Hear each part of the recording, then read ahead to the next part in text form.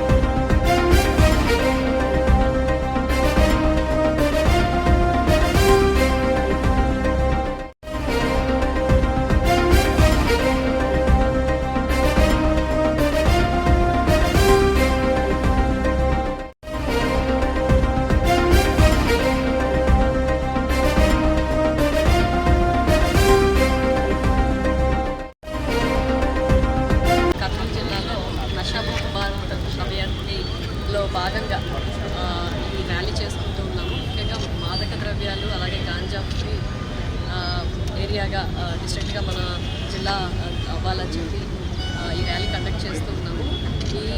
ఈ కాలంలో యువతరం ముఖ్యంగా ఎక్కువగా డ్రగ్స్ తీసుకోవడం, అలాగే ఆల్కహాల్ తీసుకోవడం, గాంజా తీసుకోవడం చేస్తూ ఉన్నారు. సో దానివల్ల చాలా వరకు వాళ్ళ జీవితాలు పోతూ ఉన్నాయి. ఎక్కడికైనా మేము స్కూల్స్కి వెళ్ళేటప్పుడు, హాస్టల్స్కి వెళ్ళేటప్పుడు మెయిన్గా దీని మీద అవేర్నెస్ ఇస్తున్నాము. అలాగే స్కూల్స్లో, హాస్టల్స్లో కూడా అవేర్నెస్ క్యాంప్స్ కండక్ట్ చేస్తున్నాము. సో గవర్నమెంట్ చాలా ప్రోగ్రామ్స్ కండక్ట్ చేస్తూ ఉన్నారు. ముఖ్యంగా ఇక్కడ అవేర్నెస్ ప్రోగ్రామ్సే కాకుండా స్కూల్స్లో, హాస్టల్స్లో వాటిలో అలాగే డీఅడిక్షన్ సెంటర్స్ పెట్టడము. డీఅడిక్షన్ సెంటర్స్లో ఎక్కువగా ఎవరైతే పిల్లలు ఈ మాదక ద్రవ్యాలకు కానీ, డ్రగ్స్కి కానీ, ఆల్కహాల్కి కానీ ఎడిక్ట్ అయి ఉన్నారో వాళ్ళందరికీ కూడా అలాగే మెడికల్ ట్రీట్మెంట్, అలాగే కౌన్సిలింగ్, అలాగే సైకలాజికల్ ట్రీట్మెంట్ ఇవన్నీ కూడా ఇస్తూ ఉన్నారు.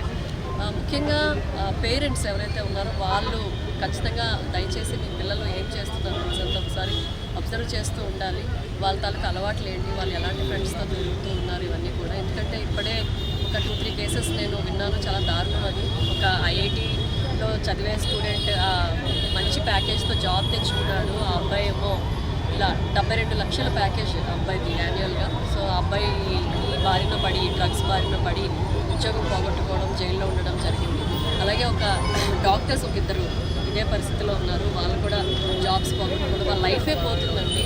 వాళ్ళు జైలుకి వెళ్ళడం ఇదంతా కూడా ఆ ఫ్యామిలీలో చాలా డిస్టర్బెన్స్ని క్రియేట్ చేస్తాయి. కాబట్టి దయచేసి పేరెంట్స్, అంటే గవర్నమెంట్ ఎన్నో కార్యక్రమాలు చేస్తారు కానీ పేరెంట్స్ ముఖ్యంగా వాళ్ళు పిల్లల్ని క్లోజ్గా అబ్జర్వ్ చేయగలరు. కాబట్టి వాళ్ళు ఎలాంటి అలవాట్లు చేసుకుంటున్నారు, ఎలా బయటకు తిరుగుతున్నారు, ఏం చేస్తున్నారు అని కంపల్సరీగా అబ్జర్వ్ చేసి ఏదైతేనేమి మనం ఎట్టి పరిస్థితుల్లో కూడా ఈ మాదక ద్రవ్యాల రహిత జిల్లాగా మనది తయారు చేయాలి. కాబట్టి ఎందుకంటే మనం ఇండియాలో చూసుకుంటే ఆల్మోస్ట్ ఒక 16 కోట్ల మంది ఈ డ్రగ్స్కి అలవాటు పడి ఉన్నారు. సో అది చాలా దారుణమైన విషయం అండి.